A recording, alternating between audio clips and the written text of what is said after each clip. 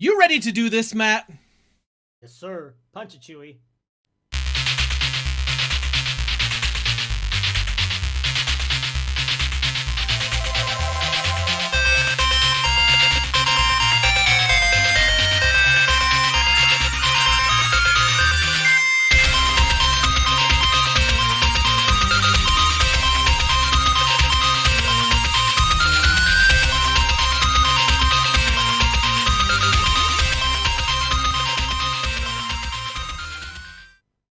Welcome, super friends, to the Fortress of Nerditude podcast, a safe place to talk about all things in nerd and pop culture.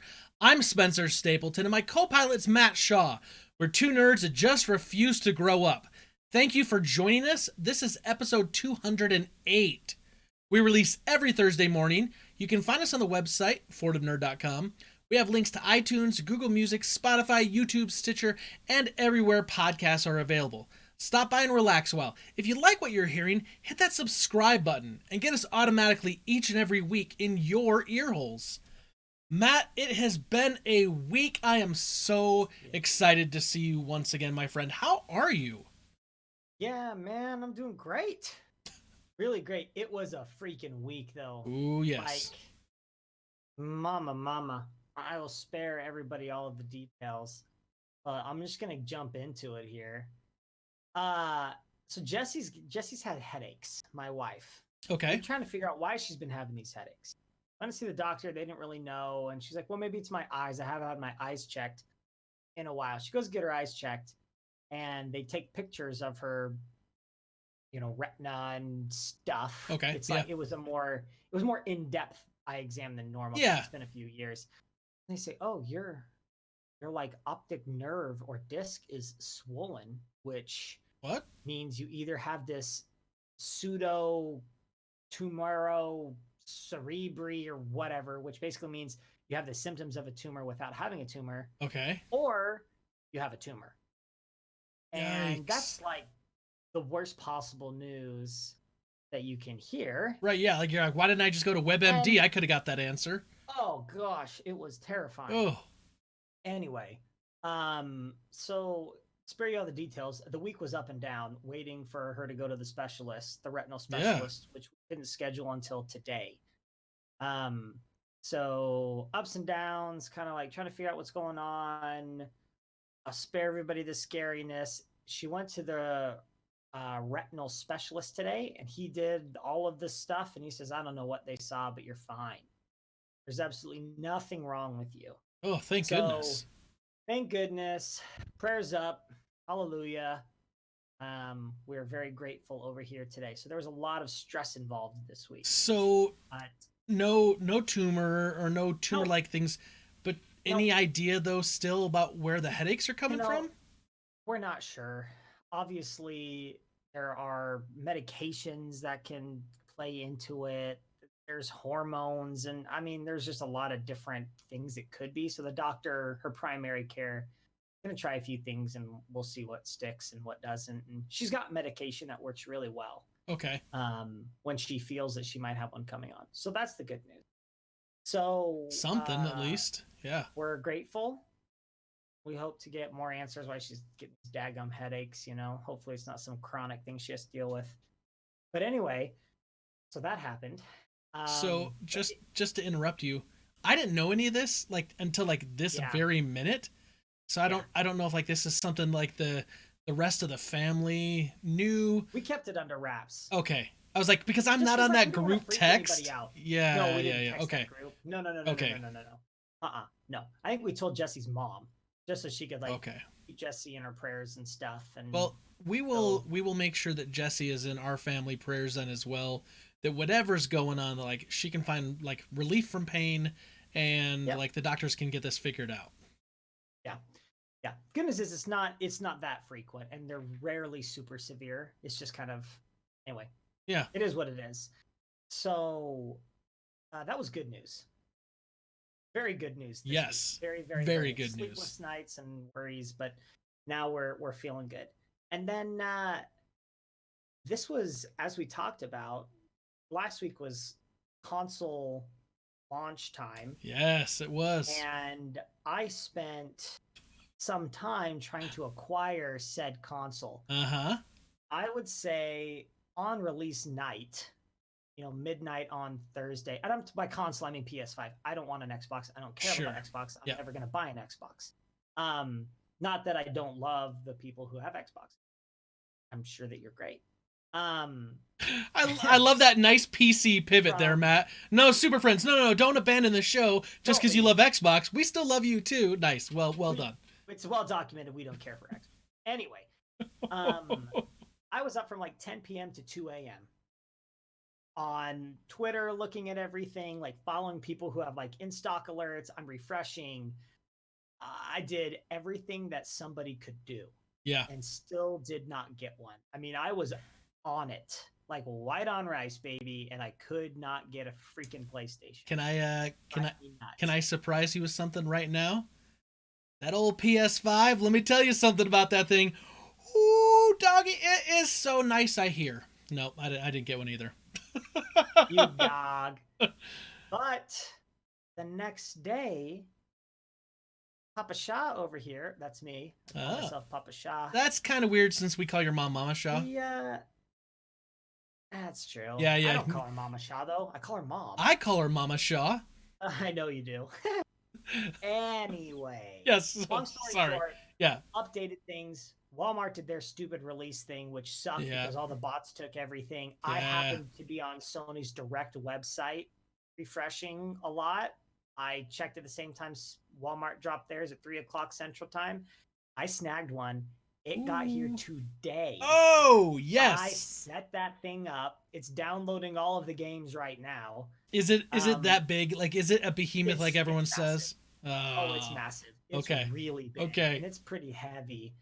I like the FedEx guy rang the doorbell and I ran as fast as I freaking could. My feet are right, sliding underneath me. Make sure that I didn't walk away. Oh, sorry, I missed you. Like, right. no, no. Signed for it, picked it up. I was like, holy mother. Um, anyway, got it all set up. Got Miles Oh Morales man. rolling on Oh, PS5. Guys, it is so awesome. But again, sparing all the details, I've got a PS5. Everyone should be happy for me. dude, I'm so excited for you. I'm so excited, and It's great. obviously, you can tell that I'm messing around.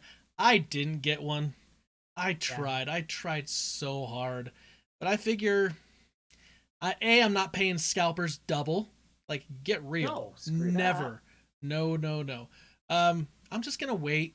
Like, I've been actually Yeah. asking friends, like, should I wait for Miles Morales on the PS5 or should I just get on the PS4 and play it? Because I mean, with how it's going right now, it could be months before I get a Right. crack at getting a Right. PS5. I don't know. You'll have to let me know what you think. Yeah, I tell you, it's next level Ooh, yes. stuff when you play it. It is next level. It's Okay. different. After especially coming pretty fresh off of Spider-Man on Yeah, PS4 that's right. Pro, You played it a lot I more jumped recently into than I did. this. It's next level. And then Mm. the option to play 60 frames without the ray tracing, I just messed around with that for a second. Wow, that swinging around in 60 frames is like a whole different experience. Mm. It's amazing. I mean, same with like a Jedi Fallen Order, played that in 60 before it locked in. And, Okay. because when you played in that performance mode or whatever before, Yeah. it sucked. Yep. That game was buggy to begin with, but boy, good grief, it was terrible when you tried to play it in 60. Now on PS5, it runs pretty well in the 60. I won't say it locks, and there's still some pop in. But anyway, then we're getting technical and stupid. The week was good. My parents came in for Thanksgiving a little early just because we weren't sure what was going to happen with Jessie, and they were going to help with the kids while Jessie had her appointment today, which was supposed to be pretty long. Mm. Ended up not being so long because she didn't need the MRI that they thought she was going to need and all that stuff. But Okay. we're grateful that my parents are here to hang out and to help. And so they're in the other room, Mama Shaw watching, I guess, over in the living room here. I'm recording in my closet office. And Closet other than office. that, would just be chilling, man.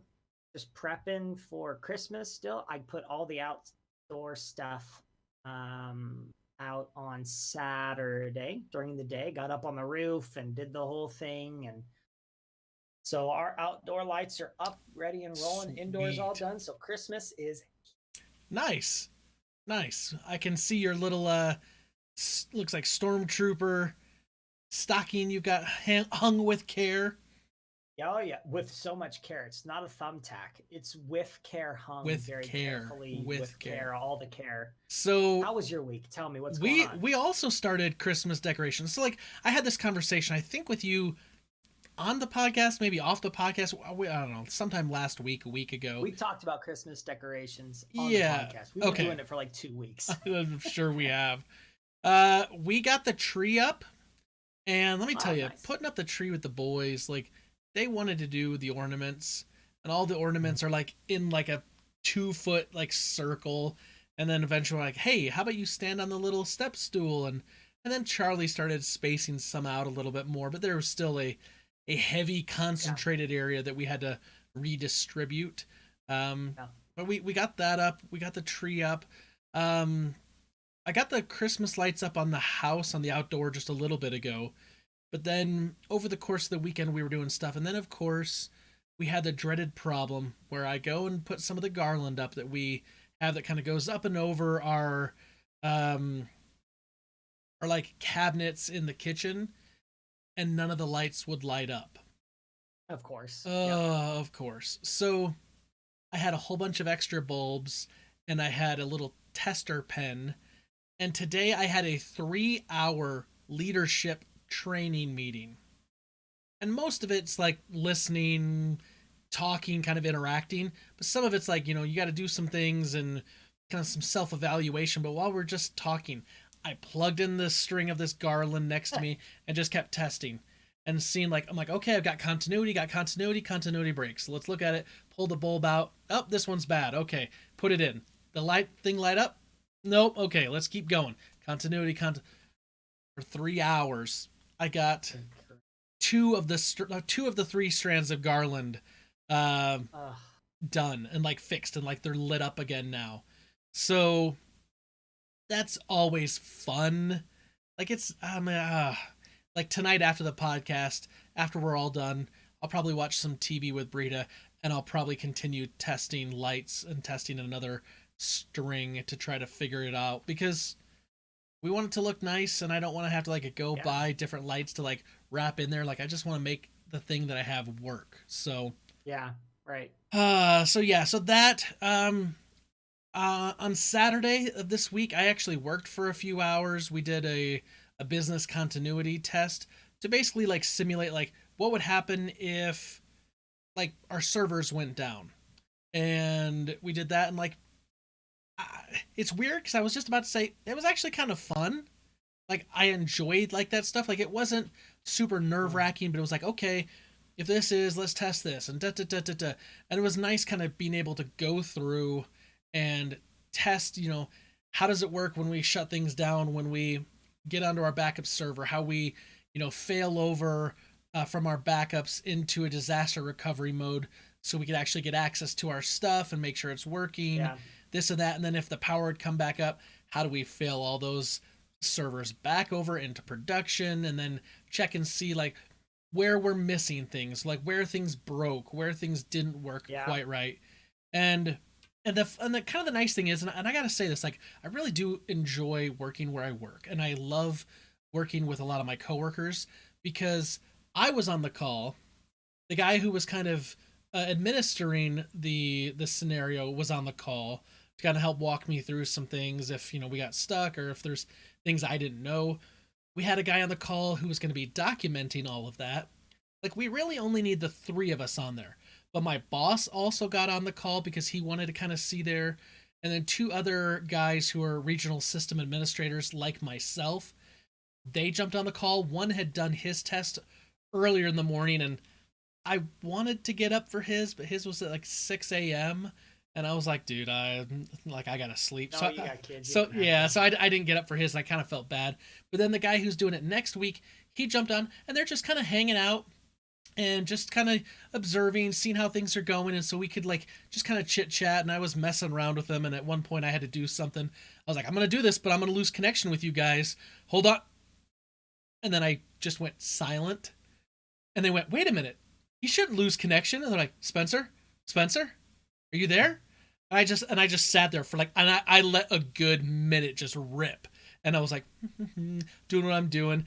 And they're like, did he really lose connection? I'm like, no, I'm just messing with you guys. Everyone Oh my starts god. laughing. I was like, just try to make it fun. So anyway, so I worked this weekend, and it was kind of cool. Like I enjoy doing things like Yeah. that. And unfortunately, I don't get to do enough of that. Sometimes it's more of the handle what's happening right now, like what's the immediate fire. I'm Right. 2 weeks in on my new guy who works for me. His name is Lane. Really happy so far. Like he's picking up a lot of the stuff and trying to kind of get adapted to some of the things we do and how our network is set up and how some of our software runs and some of the differences. And he's doing really well. Like he's really picking things up, and we're kind of in Yeah. this position right now where for the next 2 weeks we have to pretty much work from home unless need to go on site to support someone who has to be on site. So like uh, a building assembly type of person who's actually turning a wrench on a machine. And so like today I was just in and out of meetings and working on stuff for like budget stuff for next week. And he would just be working on tickets, and then he'd just ping me and say like, "Hey, I'm not exactly sure what to do in this scenario. Here's kind of what I'm thinking." And I was like, "Great, that's yes, run that direction, go." I was like, "I'll catch up with you later," and whatever. I like the fact that I'm feeling like that things are looking good, and that he's going to be like just really a self motivated employee to just pick up tickets and run with Yeah. them and do it. And so like I don't have to like get involved a lot, which is good because it'll allow me to do things that I need to do as well. So 2 weeks in, that's looking good. So that's something to be happy about. Um, let's see here. This week we watched The Mandalorian, Yeah. and you and I dropped a sidekick that went out today, Monday, as we record this. So if you're listening to this on Thursday, it would have been out for a couple weeks. Gotta admit, Matt, I didn't get it out till like midday today because I got busy yesterday with all the lights and stuff, and I forgot. Yeah. Yeah. So but I want to Super Friends. I want to make a recommendation, real fast. There is a documentary on Netflix called Long Shot, and it's about this guy who was arrested and charged with murder, and the ability whether or not he got off the murder charges and was freed was based on the fact that he actually wasn't there, didn't commit the crime, but was at a Dodgers game, and his lawyer Hmm. had to prove that he was at a Dodgers game, and they had footage from him from like the Dodger cam, and there was a Curb Your Enthusiasm was filming there, and they actually have footage of him in the background with Oh Larry wow. with Larry David, and approximately like the time it took place, and they were Yeah. using like all this technology about like cell phones. Like it's like 40 minutes long. It was way cool to watch and see like Nice. how literally this man's life could have changed uh so easily, and he could have had the death sentence for a wrongful accusation, a Hmm. wrongful identification. But him being at a Dodger game and having like all this evidence and like whatnot, like saved him. Really, really freaking cool. We rewatched Beautiful Day in the Neighborhood, the uh, Okay. the Mister Yep. Rogers movie. Such a good like feel good movie. And then Charlie lost a tooth today.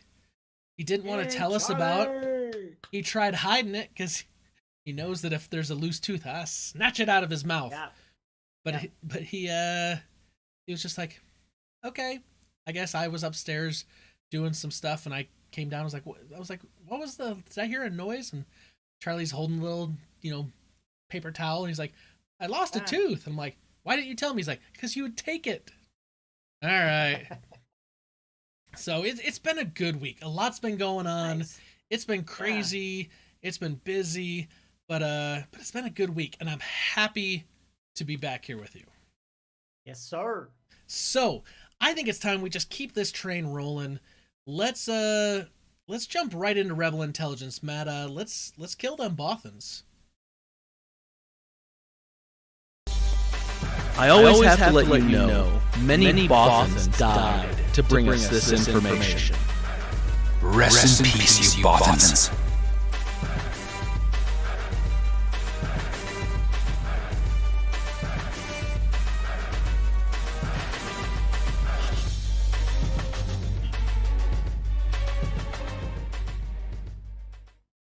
All right, Matt, we're into Rebel Intelligence. What do you have for me this week? Okay. First thing I've got is a TV show. Well, TV show. Are there really that many of those anymore? It's a show renewal. Okay. Space Force on Netflix with Steve Carell is back for season 2. Will be back, I guess, for season 2. They've been renewed by Netflix.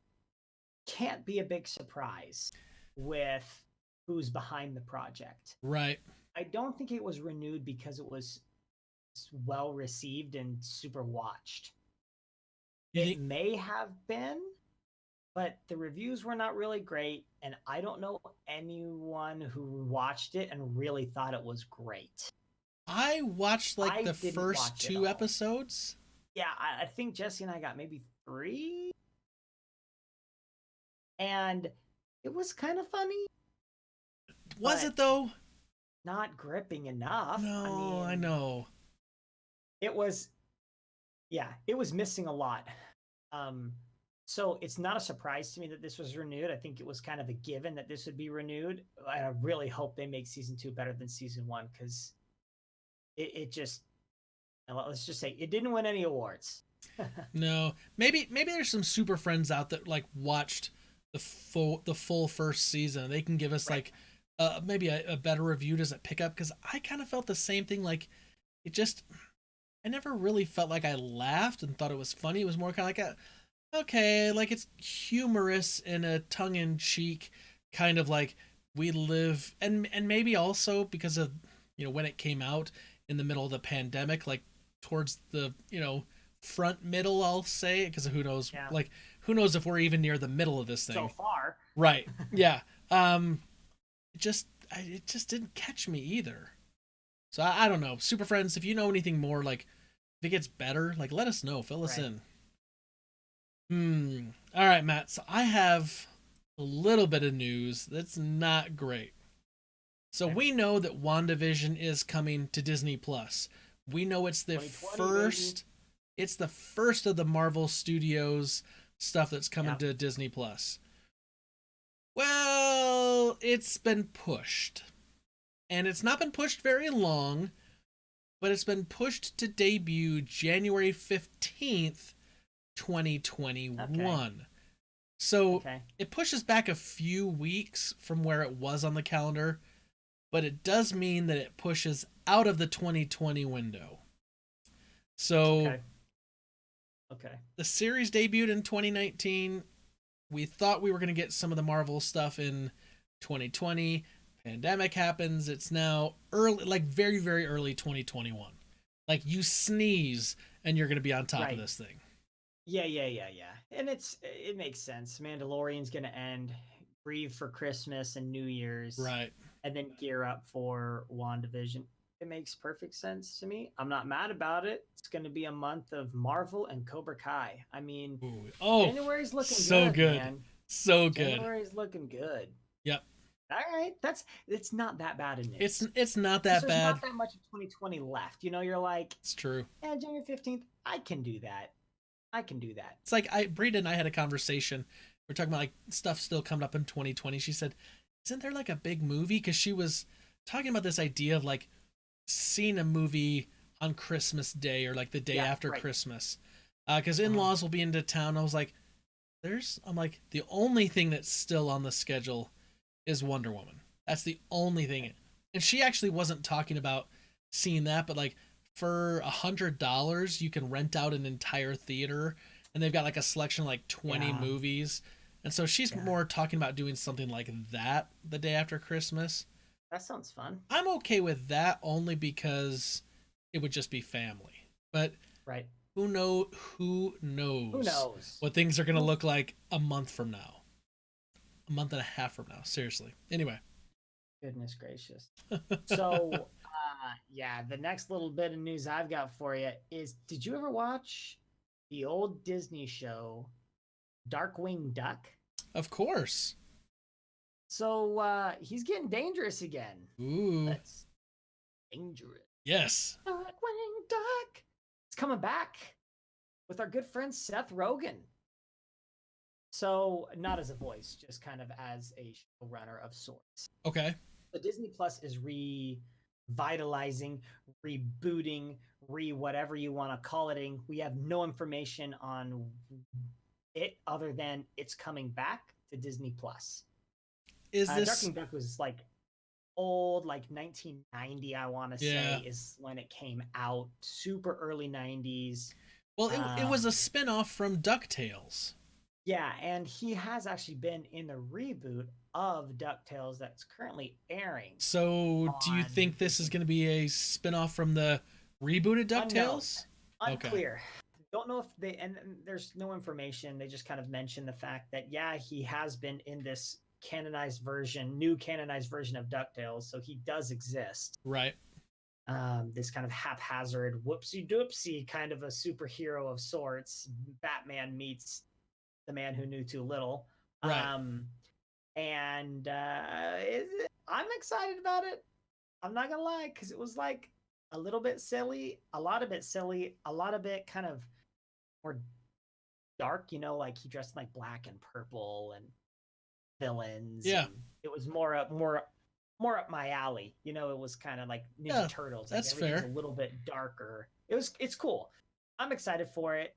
I think Seth Rogen is really funny when he does scripts and when he does shows. Right. I don't think that when he acts, he's like that great. Sometimes he's okay. Yeah, no, he's not. I do think he's a sharp and a very funny individual. Just as a person, he's good. I don't know if you watch all of Muppets Now, but perhaps my favorite part of Muppets Now on Disney Plus is the interview he has with Fozzie Bear, when he gets to be himself but play his like weird, like sarcastic, silly, like dark sense of humor, cynical. Like, that's my alley. So I'm hoping that this has a little bit of that, and I'm excited for it. So there you go, Darkwing Duck coming back. I agree with you. Seth Rogen, I think, is a really good comedy writer. I don't care for his acting that much, but that's me. That's just an opinion of one guy on a podcast. Yeah, well, two guys on the same podcast. True. All right, here's something I have. This is for those Xbox fans, the ones that you so savagely turned against earlier in the podcast. No. I told them I loved them. I didn't tell PS5. So, I have forgotten, Matt, that Showtime is going to do this Halo TV series.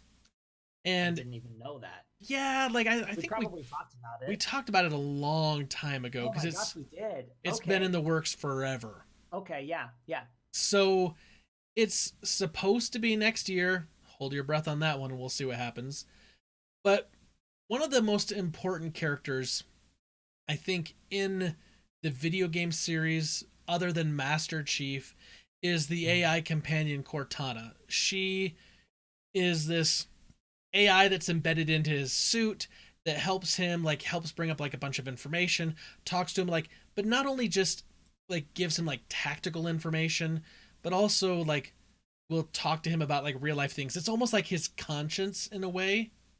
So the interesting thing is, originally this actress named Natasha McElhone was going to be playing this doctor in the series that supposedly the Cortana AI is kind of modeled after, and they were going to have her also play the Cortana AI. But due to things, due to COVID, due to whatever, they're actually bringing back the voice actress Jen Taylor, who has done the Cortana voice through all of the games, which also she is the voice of Cortana if you use Cortana on the Microsoft platforms, on the Windows or in your Windows PC. Yeah. Which I love that she's the voice of that, although I don't use it. Right. But it is cool. Anyway, so they're bringing back Jen Taylor, to do the voice of the AI counterpart, Cortana, but they're still gonna have the physical presence played by this other actress, Natasha McElhaney or McElhone or however you say it. So it's kind of cool because we're gonna get some of the original voice with kind of maybe a newer kind of look. And the cool thing is, like, I was thinking about this, they don't have to stick to any of the plots of the video games. Maybe the first one a little bit, but if this could just be a really serious, cool, like sci-fi action space kind of series that has a whole bunch of like the trappings of a world that a lot of video game players know, but it doesn't have to necessarily follow any of the necessary video game conventions. I think this could have the potential, if done right, to be one of those things we look back and say, this was where they took a video game and they adapted it for either television or film, like for a movie, in the right way. I really do. I'm not as optimistic. Really? I think that's because I think it's weird. Halo in general. I don't Have you played? I don't know how you adapt it into a TV show. It feels like it's a stretch, and I don't know why I feel that way, and it's hard for me to explain it. It feels like it should just be a video game. It's like trying to make Metroid a movie. I don't feel like I would enjoy a Metroid movie. Just I want it to be a video game, and that's all I want it to be. Mario Brothers is the same thing. Why did they do that? Let it be a video game. Halo's one of those things for me that I'm like, I don't know. I mean, do you remember the movie Starship Troopers? I never saw it, but I know what it is. Yeah, but it's like, like it's kind of like these, army guys in space trying to like take out all these bugs or whatever. Like that was actually like, it worked from a sci-fi level, and it was also kind of a comedy, and it was kind of, this mockumentary. Right. Like, I don't think it's going to be that, but I mean, it's space marines, on a planet, trying to like find out something, and they're going to be battling. So like, I see it being like a combination between sci-fi and like military, and with some, some pretty cool looking tech. So it could be good. Not saying it's going to be. I can see it from that perspective. Guess? I don't know. I'm not quite as excited or hopeful about it. Sure. For some strange reason, I don't know. That's okay. I don't know. We'll see. That's okay. We'll see. The last thing I have is a new docuseries that has already popped up on Disney Plus, and it is Inside Pixar. Oh, really? Where you get an inside look at obviously like the artists, like how it's made, but the storytellers, the development of these movies. And if you're a fan of Pixar, you can understand why this would be interesting, because these stories are so personal, they're so emotional, there's so much put into them. There is no animation studio quite like Pixar, and I don't think there ever will be an animation studio that can quite match it. Like, there's some good stuff from like DreamWorks, some funny stuff, really funny stuff, and some of it has, it's usually there's some heart. But we all know when you walk into a Pixar movie, when we walk into our living rooms on Christmas afternoon and we put on Soul, we know that we're going to cry as grown men. Right. We know that that's going to happen. Yep. And so it's just a cool little inside look at the studios at Pixar. That dropped on November 13th. So it's just a little docuseries. I love this because I really like the inside the Disney ones they did. Yeah. Like the inside the what's that, like the Day in Magic, or and the Imagineering like docuseries. The Imagineering one was like freaking so amazing. Good. So I am super stoked to dive into this like Pixar one because depending on like how many they do and what they focus on, like there's all this interesting story stuff with like the Steve Jobs influence and like bringing Pixar like pushing it to the forefront, and then like the whole Disney interaction. Ah man, like I'm pumped about that. That's awesome. I'm glad we're getting that. It's going to be short. It's not going to be like the Imagineering thing. It'll be shorter episodes focused on like each episode will have like a theme. Okay. And they're only like 15 minutes, I think. Still it's still great. Cool. I mean, that's like an hour of awesome Pixar content or more. So, all right, here's the last thing I have for you, Matt.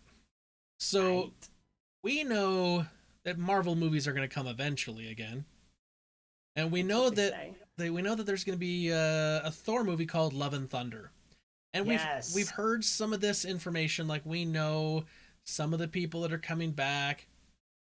It's now been released that Chris Pratt will have some sort of role in Thor Love and Thunder. He will be reprising his role as Star-Lord. Yes. Now, last time we saw Thor, he was leaving Earth with the Guardians.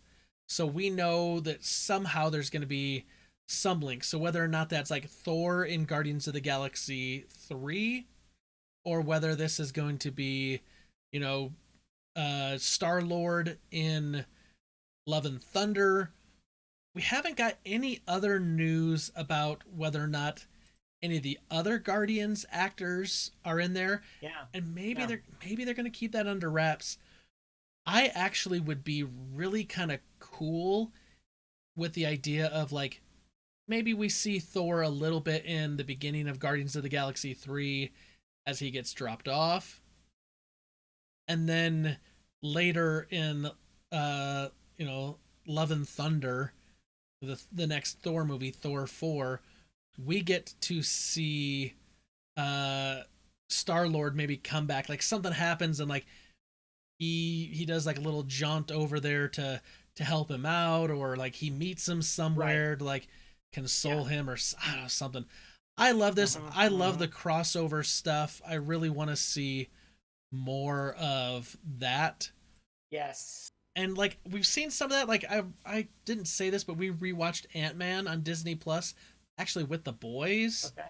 And with the little, I forgot there was that little moment of crossover where Ant-Man and the Falcon interact, which helps set up the stuff for Civil War. So even though like we've seen them now in Infinity War and Endgame like have time together on screen, I really, really, really want to see more of the two of them together, because I love the relationship between the two and the bravado and like the goofiness. I'm super excited to hear that Chris Pratt's going to be in Love and Thunder. I mean, the Thor series has been a series of ups and downs for me. The first one was okay. The second one was not that great, and the third one was amazing. Was freaking perhaps amazing. My favorite Marvel movie. Yeah. I mean, what? Now, I was thinking about this and I'm going, okay, I don't think this is going to be Ragnarok, meaning that really Ragnarok is the story of Hulk and Thor. Yeah. It's not going to be like that. Correct. I think that Guardians are going to play a role. I think all of them are going to play a role in this movie, but it won't be to the extent of what we saw in Ragnarok. I'm stoked either way. Yeah, it's going to be good. Let's rock and roll. I can't freaking wait. Can we get there? Can we get something? Yes, I know. Each other somehow. Vaccinate each other somehow. Hey man, if it got back to normal and you were the one having to vaccinate me, I'd be like, all right, dude, rock and roll. Just I don't need no antiseptic. Just go for it. I have my brain. I have this image of like, you remember the movie Pearl Harbor when when they have to get inoculated before they can go off, and Ben Affleck, he gets stabbed and they take, the nurse takes some pleasure because he's trying to hit on her, and then all of a sudden he starts getting woozy and she's like, wait a minute, and she looks at this, she's like, you've already gotten this before. Like, I have this image now of me violently stabbing your rear end with a needle to inoculate you so that we can go see a movie. Let's do it, man. I don't care. It's the weirdest thing. I love it. That makes me laugh. All right, Yeah, man. that was the last thing that I had in Rebel Intelligence. You're out? I'm out. Okay, so Super Friends, last week we had this conversation about console week because it was the release of the Xbox Series X and the PS5, and so we asked you, the Super Friends, what is your favorite console you got on launch day? And we got some answers, so we're going to read those right now. We're going to start over on the email, like we always do, fordofnerd@gmail.com. We have Peter Christensen. He says, Dear Nerds, the outpouring of love for Johnny Depp has been interesting. I had cooled on him after a lot of his recent movies, starting with the Pirates sequels, so I don't think of him as particularly beloved. I would be fine if they brought Colin Farrell back with a throwaway line about there was some magical flim-flam in his polyjuice potion, and now he's reverted to his last shape forever. I do think it's a shame how PR speculation is messing up movies, because there are tens of thousands of people working on them and tens of millions of fans. I don't know, what do you think of that, real quick? The Colin Farrell thing, like, bring him back and, flim-flam, as Peter says, with the polyjuice potion? Man, if they can make it work, I guess that's okay. I've heard some other casting rumors that I'll save. Okay. Maybe for another time. When okay. it gets closer. Gotcha. All right, let's go on.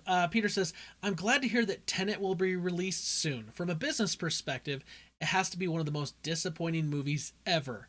But it might break records for home sales. It may be the most Christopher Nolan-y movie ever. I was excited for Dragonheart as a teen, but it was disappointing. I love fantasy books, games, and movies, but the 90s was a dark time for fantasy. I still haven't gone back and seen that. It's on my list, though, now. And now I really want to watch it if it's bad. 2003 was near the end of my discovering new music on the radio. Here's a diverse grab bag of songs I like that were released that year. Shake Your Tail Feather by Nelly and P. Diddy, Landslide by the Dixie Chicks, and Headstrong by Trapped, and Beer for My Horses by Toby Keith.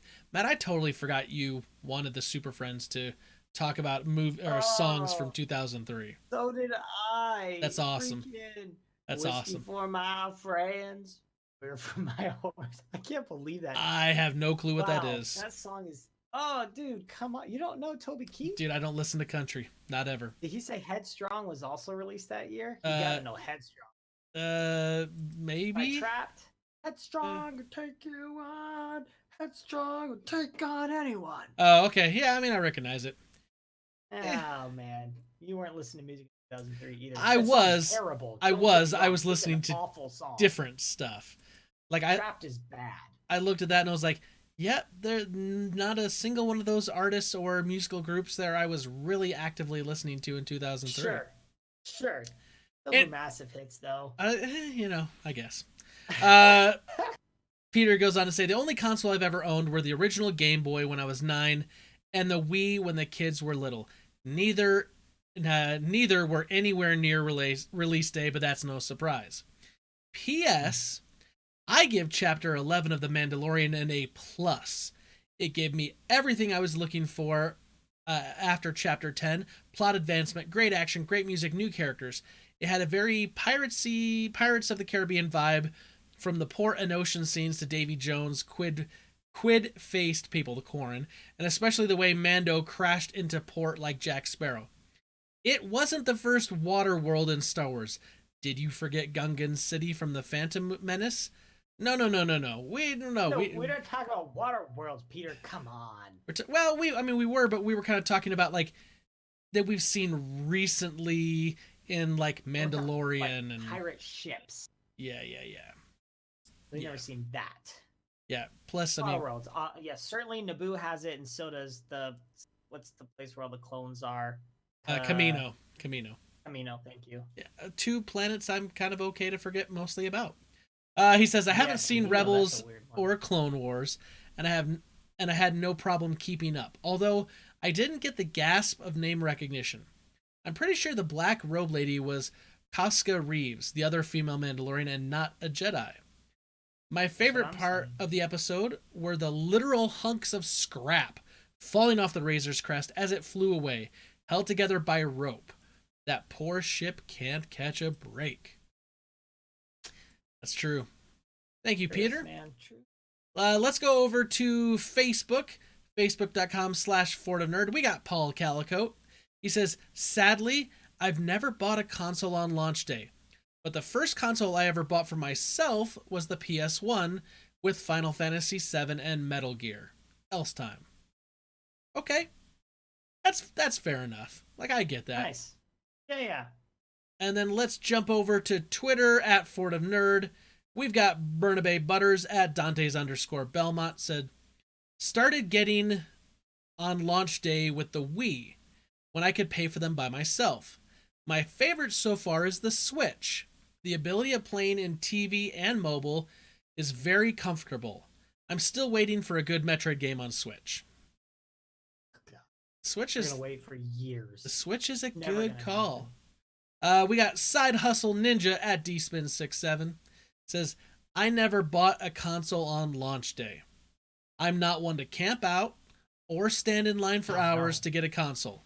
I just don't like the stress of trying to buy something new and then worrying about if it's going to get canceled. I will buy when they're available on the sales floor. Now that's interesting because, like, for me as a gamer, like, I want the shiny, I want the new, like, I have to. Yeah.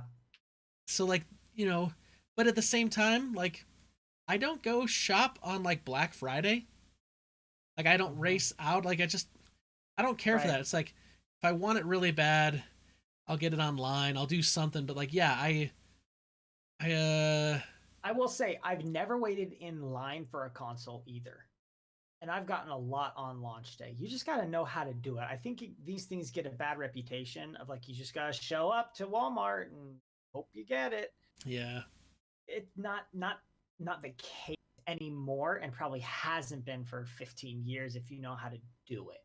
I did stand in a few lines to get that old NES Mini Classic. Because Okay, that's fair. that was going to be like a limited run type of thing. Yeah. Ooh, like that was... Last time I remember waiting in line was to see the Two Towers. I feel like that was the last time for anything, for like something like that. Waiting in line, yeah. Anyway, I don't know why we're talking about lines. Let's have a podcast where we talk about all the times we waited in lines. I was gonna say, you know, the funny thing is, I have a lot more memories of like waiting in lines for like big movie releases back in the day. Oh, way more. But like with the invention of things like the internet, purchasing your tickets ahead of time and having like a reserved seat, like most of that like stuff has gone away, and I'm not into like collecting like things that are like hot and new that you have to get. It's like limited runs. Not usually, at least. Agreed. I feel bad for the guys that are, you know, or the people that are into like those shoes. They're like, they only made 30 of them. No, no, man, I'm not. I'm out. Yep. All right, Matt.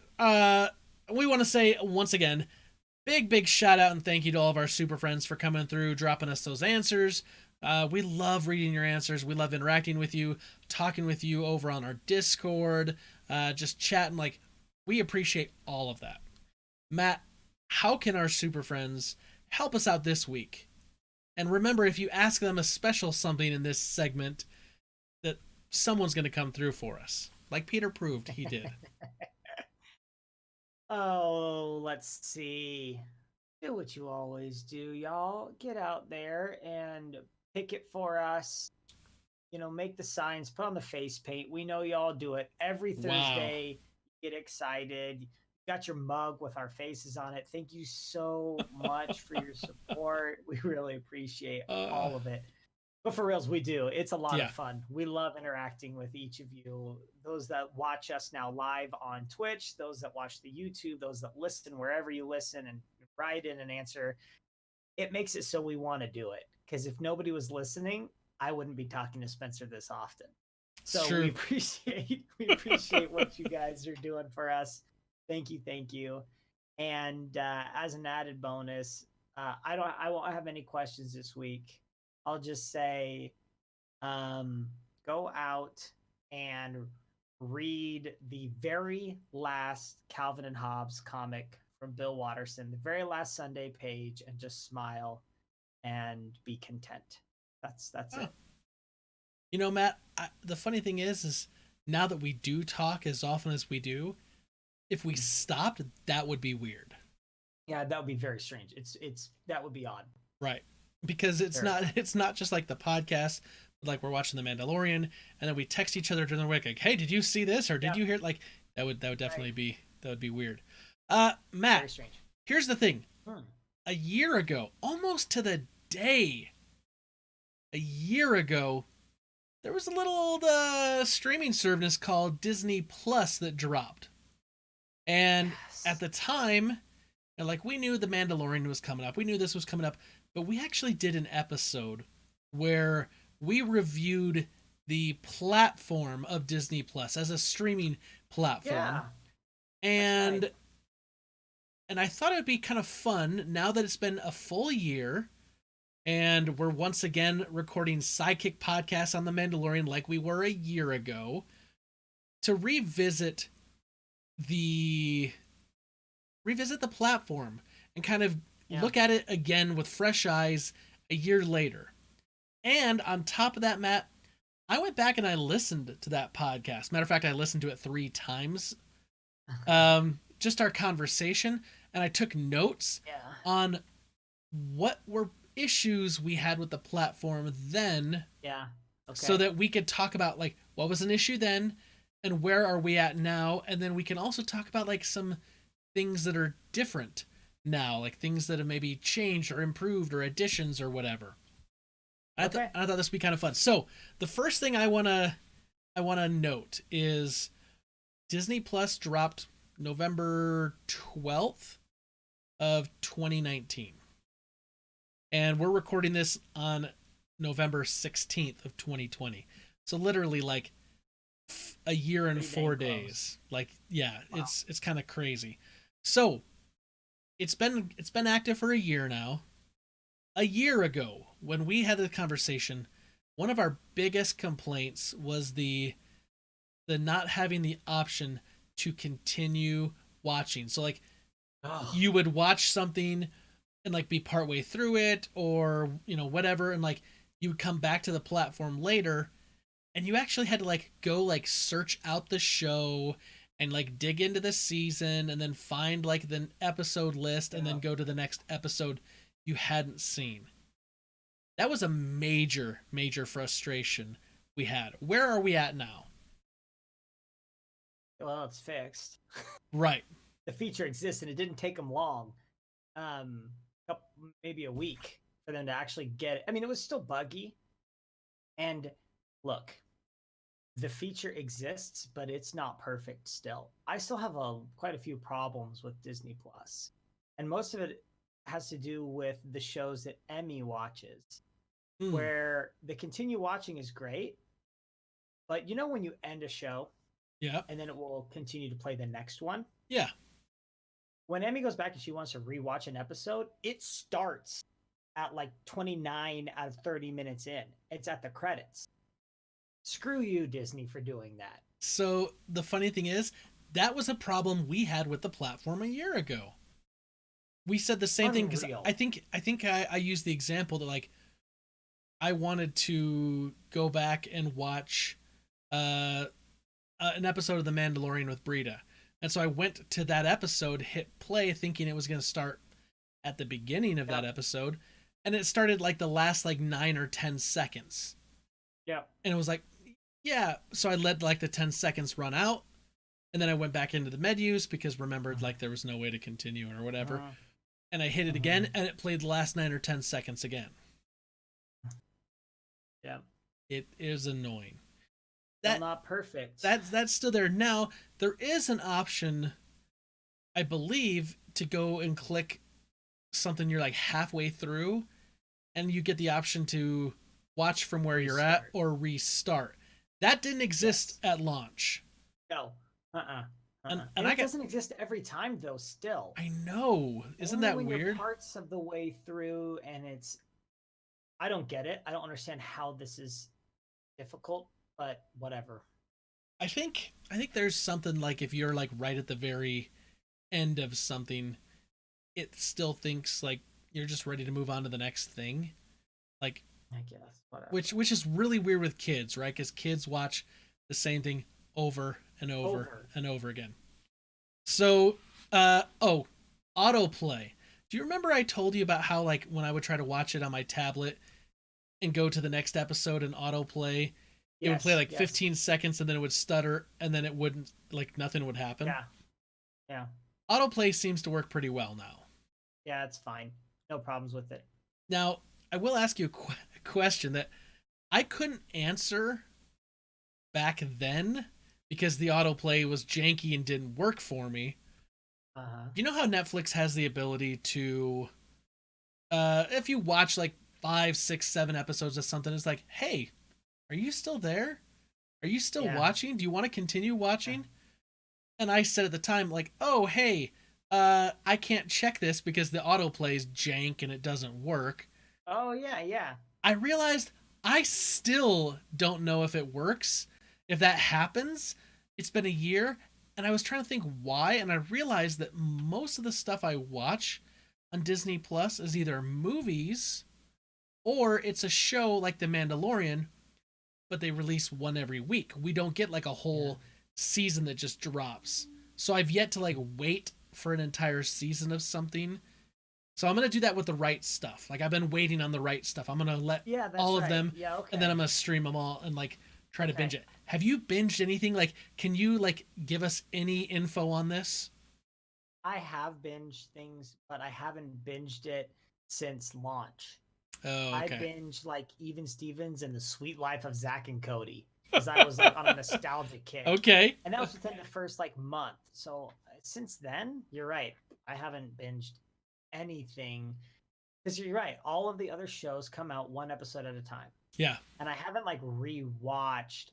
I'm not sitting down going, I'm going to watch like 7 episodes of Mando, or I'm going to rewatch the whole High School Musical, the series right now, all in one go. Though I have rewatched. Anyway, neither here nor there. I don't know either. We'll find out when you watch the right stuff. Yeah, because I realized I couldn't test that at launch, and I still haven't, and it's been a year. So yeah. Which is, I mean, that kind of goes, I think, more to speak to the way they're running their business, like the model they're using versus what we're used to in the Netflix world. Okay, Rewind was super janky. Like, remember we said, like, you couldn't restart something, so like I said, like I had to rewind, but like I had to like keep pressing it because I run mine on the Apple TV. Yeah. Like the Rewind didn't work well. I think Rewind's fine now. Like, do you notice any problems with Rewind now? No. I also don't rewind that often. We do sometimes because of the kids. Oh, that's true. I should probably ask Jesse. Usually has to rewind stuff for Emmy, but I don't. I've never had any issues with it. Okay. Let's see here. Search feature wasn't intuitive. This was something you brought up, and we kind of talked about a little bit. That like if you tried searching something, like it was bad. Yeah. How do you feel about that now? It's better. It's still not as good as I want. And I know that it takes a lot of work to do that. I understand that because you got to put like meta tags into into each show and what you think people are going to be searching when they say that. I want a simple feature across every platform. When I type in Christmas, I don't want just movies that have Christmas in the title. Give me every effing Christmas movie there is. Die Hard. Like Die Hard. Sure. Die Hard would show up. Die Hard, Gremlins, Jurassic World. They all take place at Christmas. That's one of my biggest pet peeves was searching in general. And this is not just exclusive to Disney Plus, though I do think Disney Plus is still the worst when it comes to search. Yeah. I just want better tags for everything. It just needs to be better. And the little collections they have are not very helpful most of the time. They're just not. It's Like a new it's one better popped up than yesterday, the Home Alone collection. I'm like, I don't need a collection of Home Alone. Make it a Christmas collection, and then you've got something. right. Now I will say like that's better than what they had at launch, which was nothing. Way better. Yeah, Way better way than better I than what they had at agree. launch. All of this is improved, and we're starting with the negative stuff, obviously. Yep. Yep. Yep. Now I'm getting mad again at Disney for not having a better platform. Dang So it. one of the things you brought up was the lack of original content. You felt like, and you and I Yeah. both kind of agreed that like there wasn't enough in the pipe when they launched. There was new stuff. Mhm. Now that we're a year in, how do you feel about the amount of original content that they have? It's worse.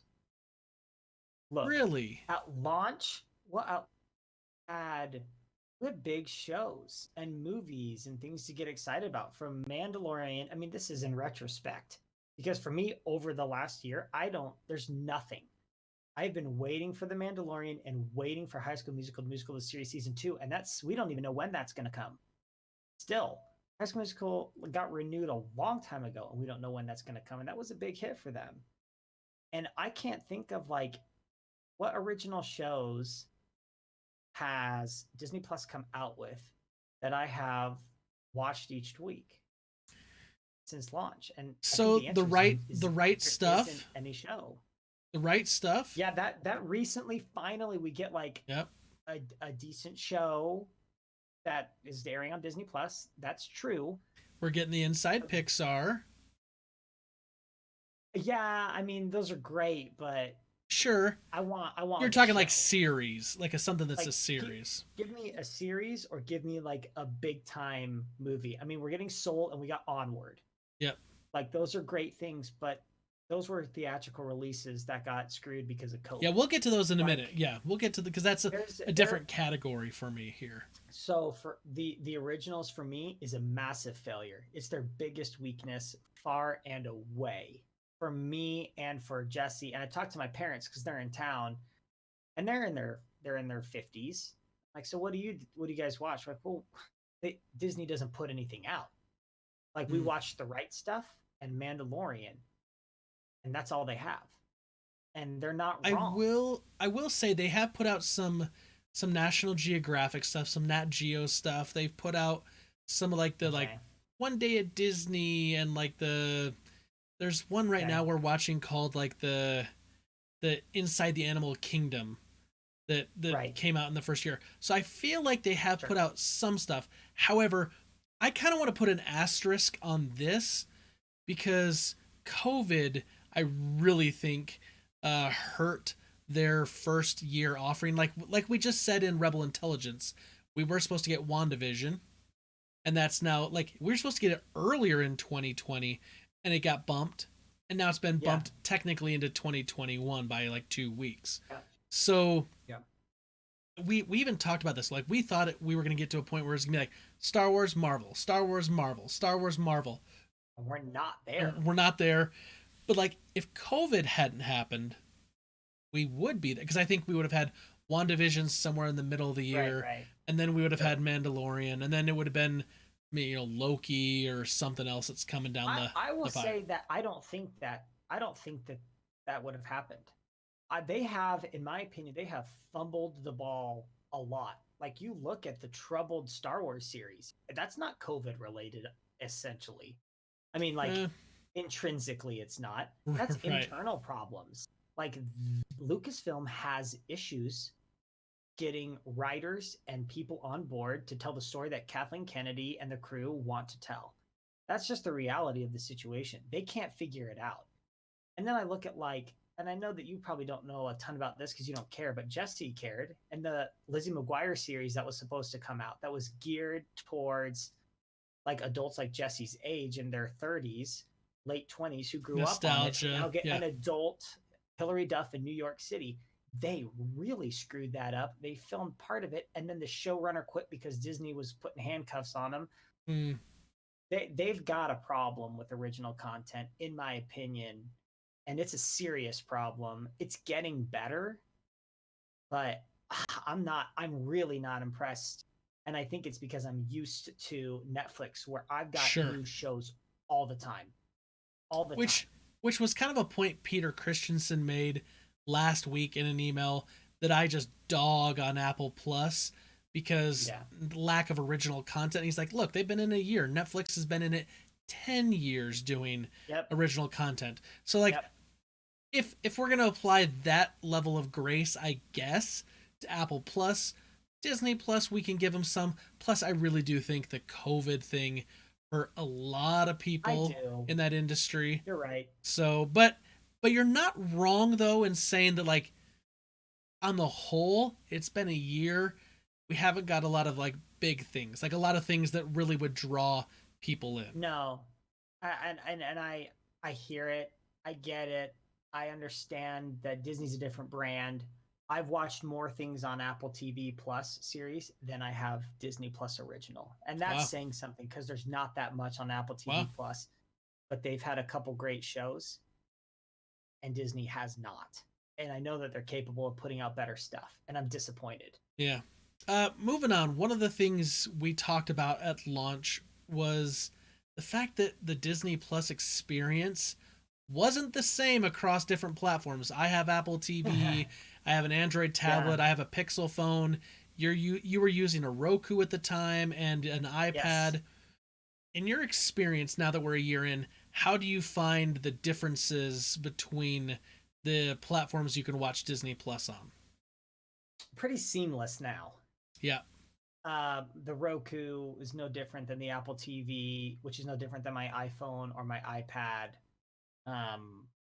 It all seems pretty seamless. I will say I agree with you. I think that they figured out a way to like really like focus in and make the user experience the same across most of the platforms. I can't say all, because I haven't tested all of them, but I feel like they've improved that a lot, which is so good, because there's nothing worse than be like, hey, it works this way on this device, but this way on a different device, and then not at all on this device. Oh, and yes. It's like, but it seems pretty good now. Yep. So I definitely think that has improved. Okay, this was one that you hated at launch. I've been so negative tonight. Their suggestions like, we see you've liked watching this, we suggest you watch this, and it just is like all of their original stuff they had at launch. It was like, I haven't watched any of the Marvel stuff. Why are you recommending Endgame for me? Right. What do you think about their suggestions now? I never pay attention to their suggestions. Never. Oh, wait, and let me go back on the original content for a minute, because I forgot about Muppets Now. Shout out to Muppets Now. Oh, yeah, that's fantastic. True. I will say that was the only real show this year since Mando in high school that I liked. Okay. I don't pay attention to their suggestions at all. I'm much more likely to pay attention when Netflix suggests something to me than I do when Disney does. I already know what Disney has, so right. There's only a handful of things. I don't pay attention necessarily to their suggestions, but I do look at the little browser window on the top that scrolls that shows like, here's new stuff on the platform. Like, true. That I look at because I'm like, hey, look, the Black Panther stuff that showed up after Chadwick Boseman passed. Yeah. You know, there was a Beyonce thing that was on there. Like, so like anytime new stuff comes on, like when Mulan was there, like they showed it on the banner. I do like that, because it's kind of like the new releases, but yet I don't have to like get into this, which is the next thing, the autoplay. I was very clear in saying, and I still feel this way, I hate the autoplay on Netflix. When Brita and I are like scrolling through stuff trying to find something, and then she's like, yeah, I saw that, and then all of a sudden like the autoplay starts up and it's super loud and I've got to mute it. Like, I hate that. And Disney Plus didn't do an autoplay and still doesn't. So they haven't changed that, which some people may have missed that. Maybe they enjoy like seeing a little preview. But most of their stuff, if you click on it, you can actually go to like a little 1 minute preview or a clip you can go watch. But you have to get in through a menu or two to find it. So that was something that I wasn't unhappy that was gone. Right. Yep. So, here's some interesting things, and then we can talk about some new things. Okay. We know that they had massive server issues on day one, and for the first like few days. Yes. If we're being honest, when was the last time you ever had Disney Plus stutter, not be able to log in, not be able to create additional profiles? Like, have you had any server related issues? No, it's never crashed once. Not since that first week. Which, no. I gotta admit, it's a big improvement. Obviously, if we were still having server issues, dude, I would not be watching it. Not at all. And we watch it. They fixed it. We watch it probably every other day, maybe sometimes almost daily. Something's on with either Brita or the kids or me. Right. So lack of server issues is a big win a year out. Now, yes, the big reason there was server issues is on launch, like in that first like 3 days. You remember, we were guessing a few million. Disney was anticipating a few million. Oh, man, and 10 million people signed up for it right out of the gate. 10 million people. And that's the reason why they had server issues. They weren't ready for the kind of bandwidth they had, right? Do you remember what their goal was by the end of 2021? No idea. 20 million. 18 million. You're not too far off. Okay. 18 million was their internal projection by the end of 2021. Matt, today, a year later, 73 million subscribers to Disney Plus. 73 million. And we do not have server issues. We're pivoting. We're pivoting towards streaming. Well, duh. Right. You like more than tripled what you thought you'd get at the end of next year. Yep. It's been a massive, massive success for them in the terms of viewership. And even though this isn't strictly Disney Plus, they have 120 million subscribers to all their other services, which include things like ESPN Plus and Hulu. Yeah. So like globally, 120 million subscribers to all their stuff. But just Disney Plus alone, 73 million subscribers. Crazy. That is amazing. And it's amazing to me that like that number is so big and it's been a year. Now, I have to say, COVID probably helped push a lot of people in this direction. Yeah. A lot of people. So it was, it's something where people are stuck and they're home and they're working from home and the kids were home and school, not school, can't get out and do stuff during the summer. So it was very convenient, I think, for a lot of people to have Disney Plus. Yep. So, I mean, I don't want to say like, yay, COVID did something good for someone because it's a big business, but these unintended consequences, right? Sure. Streaming services were seeing a big boom. Now, what are features you can think of that they've added to the service since the start that have improved?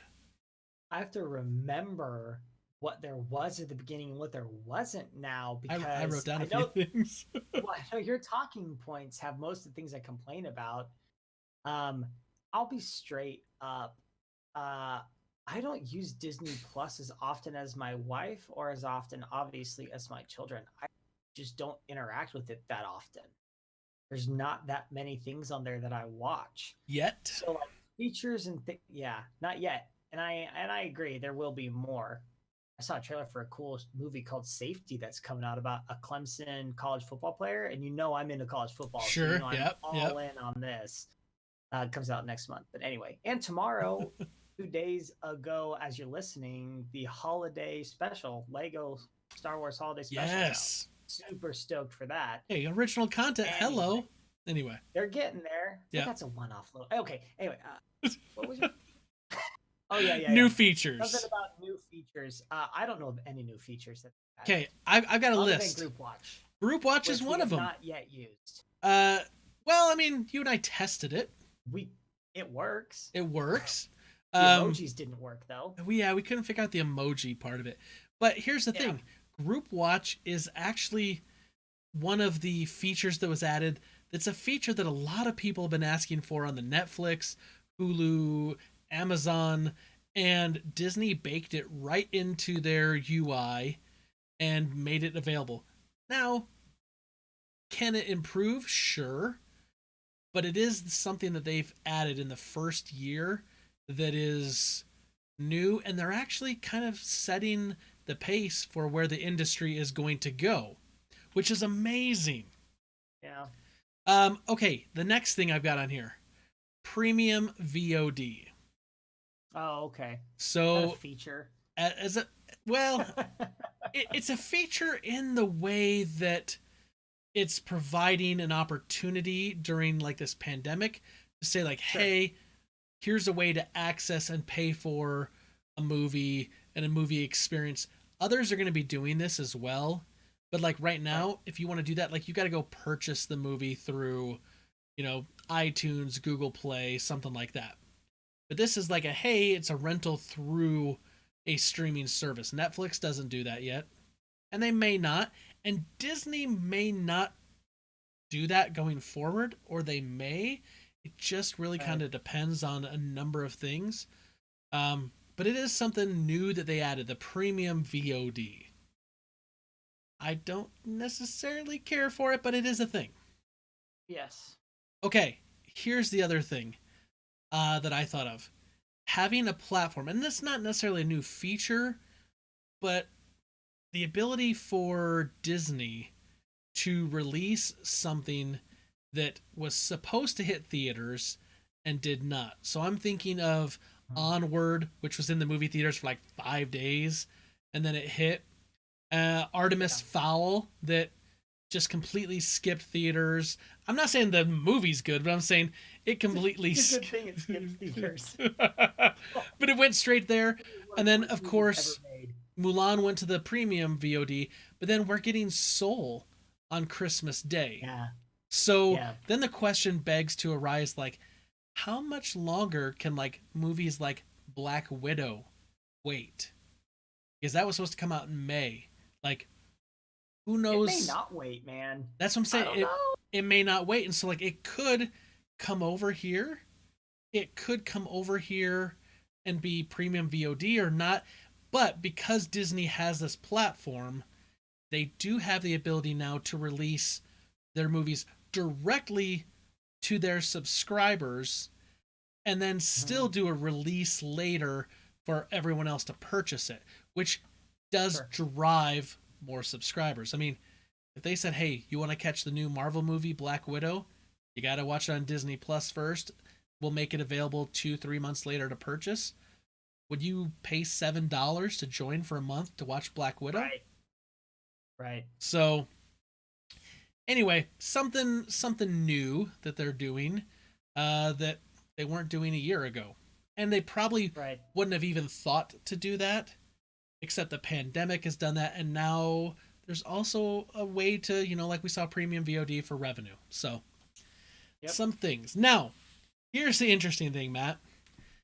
A year ago, we gave Disney Plus a grade, an old schoolhouse grade, an A through an F, based on how it was at launch. I hope I gave it a C. You gave it a C minus. Oh, good. Okay. And I gave it just a C. Okay. So, with all the changes in this last year, the things that they've improved upon, maybe not improved upon, added, whatever, if you were to blindly go in, look at the service now, how would you rate Disney Plus as the platform? Obviously, the content's kind of a different issue because of the COVID stuff, but as far as just the platform itself. So if you're telling me that I am not taking into account what's actually on the service, you're just talking about from a purely technical user interface. Because that's how we reviewed it a year ago. I think if we taken the content stuff in, it'd be different. Okay, a B. So it went up quite a bit. From a C minus to a B. I mean, if I'm in school and someone raises my grade from a C minus to a B, heck yeah, I'm taking that. I don't want to take that. I think it's a B. It's improved a lot. It still has dramatic improvements that can be made. I'm actually going to give it an A minus. I'm gonna lift it up a little bit more because a lot of the technical problems that I had are gone now.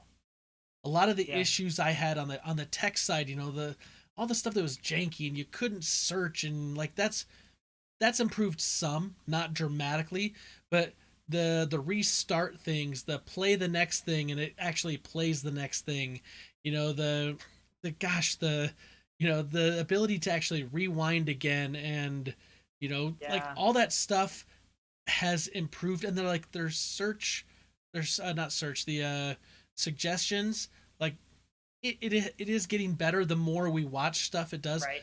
So like from a technical standpoint, I think they've made huge leaps and bounds. It is not perfect. There is still some jank that needs to be worked out, but I'm going to give it an A minus. I've seen a dramatic increase in what they've done. Now, okay, like I said, there's still room for improvement. It's not perfect. If I had to like rank this compared to like Hulu and Netflix and Amazon, where would you rank those? Like, what's number 1, 2, 3, and 4? 1 is Netflix. Yep. And it's a mile ahead of Disney Plus, who is number 2, followed by Hulu, followed by Amazon Prime. Amazon Prime is straight trash. Like, I don't know who did it, but they need to be fired. Their whole team should be fired. And then they should live underground for the rest of their lives because it's trash. Wow. The funny thing is, I agree with you 100%. Netflix is number 1 by a mile. It's got a long lead time. There's a lot of runway between that and Disney Plus. Then Disney Plus, then Hulu, and like Disney Plus is above Hulu. Like Hulu's not like super far behind because Hulu has improved over the years. It's actually gotten a little bit better since we last talked. It has gotten a little more easy to navigate. But I will say, Amazon is straight trash. It just, I can't believe it still looks like that. I don't understand. I think because it's an offshoot of a much larger company that's focused on a lot of other things. I don't think it gets enough love and enough money tossed at it to actually make it competitive and interactive and easy. It's just not intuitive. It's not intuitive. But Super Friends, you stick with us week in and week out. You answer our questions. The question of the week this week is pretty straightforward. If you were to grade Disney Plus now, a year in, where do you grade it? A to F, where is it now compared to where it was a year ago? And if you want to go the extra step and rank Netflix, Disney Plus, Hulu, and Amazon Prime, by all means, we will read those as well. I'm curious if anyone puts Amazon Prime in front of anything else. I think I would be extremely shocked. Yeah. Oh my god. I'm sorry for the Super Friends that either A, work for Amazon, B, have Amazon stock, or C, just love everything Jeff Bezos does. I apologize, but it's hot garbage. Anybody like you terrible. never know. You never know. You never know. Anyway, Super Friends, thank you so much. We look forward to reading those answers next week. You can get them in at all the normal places. Matt, once again, it's a Monday night. I'm so happy that we've been here together and done this once again. Awesome, man. All right, Super Friends, from all of us here at the Fortress of Nerditude to all of you out there, wherever you may be, may the Force be with you. Always.